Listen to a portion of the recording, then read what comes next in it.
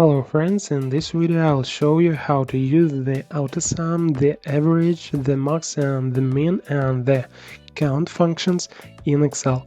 Like and subscribe, support this channel, let's start. I'll show you simple way and very simple way. So, a simple way. For example, we have a small column, from which we'll find out the average value, count the number of cells containing data, calculate the minimum and maximum values, and at the end we'll find out the sum of all the numbers in the column. Let's start by entering the equal sign and writing the function average.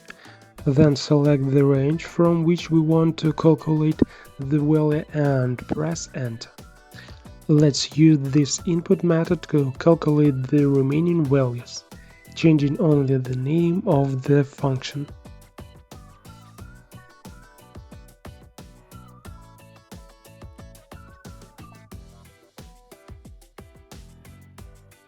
So we got the correct calculation results and it took us some time.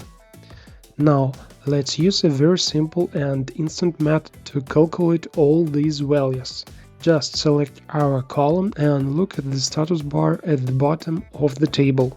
As you can see, all these values Excel calculated instantly and showed in the status bar, you just didn't know about it.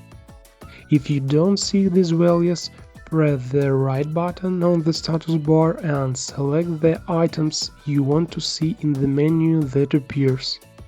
Now you know a little more, thanks for watching.